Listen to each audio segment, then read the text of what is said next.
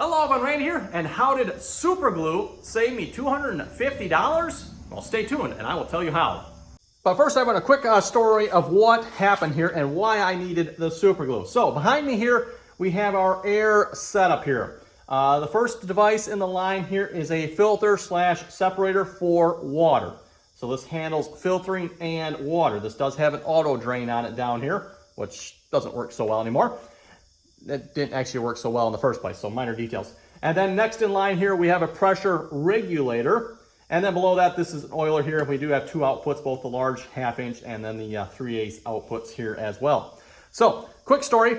A couple weeks ago here, everyone, I was busy sandblasting. I believe it actually might have been, yeah, I believe it was this piece right sitting down here, the top of the tractor cab I've been working on. And I was busy sandblasting. I was like, boy, just do not have that much pressure. What's going on? Of course, I had, my full suit on and hearing protection and all that stuff.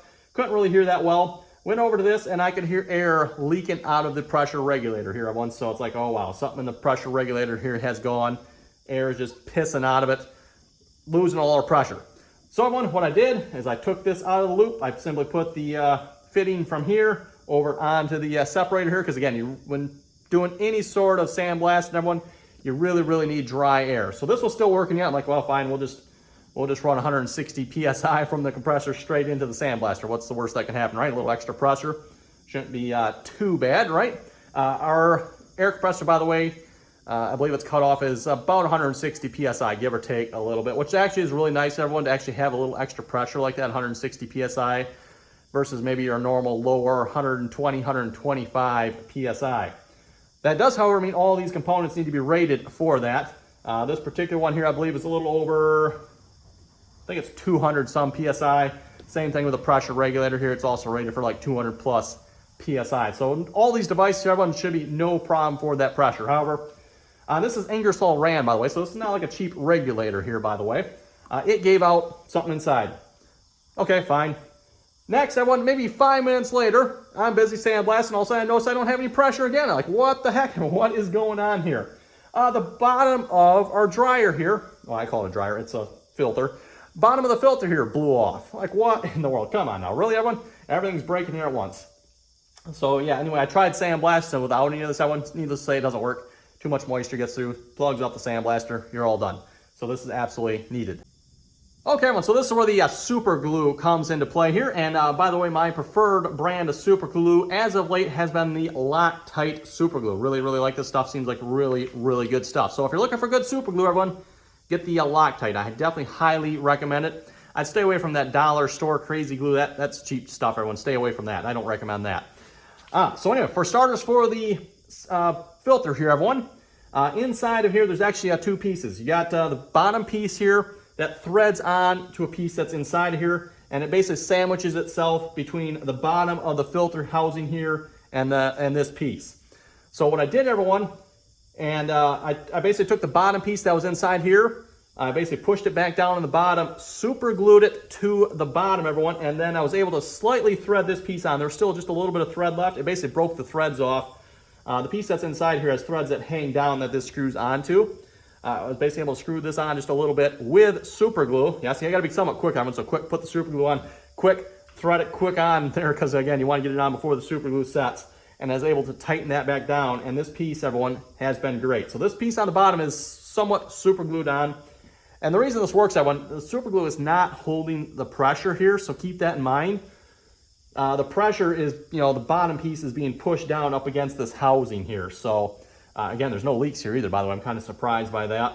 So the bottom piece is being pushed up against the housing by the pressure. So like I said, again, super glue is not holding this well, it is holding this bottom piece on, but the air pressure itself is being held by the fact that the bottom piece is pushed up against the casing here, because the casing, it forms to the casing on the bottom.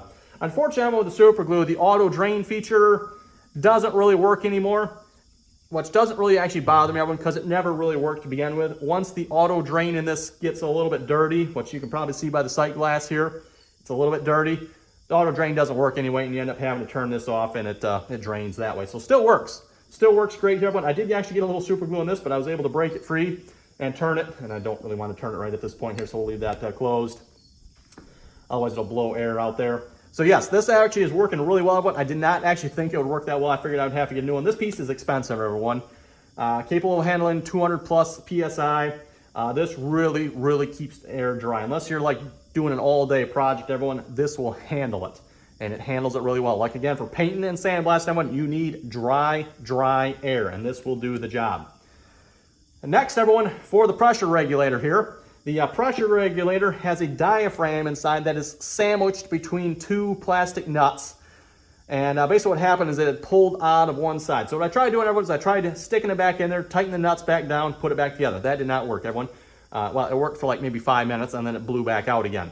So the diaphragm blew back out of the nuts. So I figured, everyone, back to the old super glue trick. So I took it back apart. And by the way, to get this apart, everyone, if you ever have one of these, you pop this bottom nut off, and then you can pop this bottom housing, just threads out, and there's the diaphragm. The diaphragm is basically right in here somewhere. And like I said, it is sandwiched between two plastic nuts. It's all plastic parts in here, pretty much. Sandwiched between two plastic nuts. So all I did, everyone, is I put a little dab of super glue all the way around both of those nuts. And then again, everyone, super glue sets up quick. So as quickly as possible, twisted it back together. So it sandwiched that diaphragm with the super glue in between it. And this thing has worked better than it ever has ever since, everyone. So this thing has just been, yeah, it works really nice. It's not stuck either.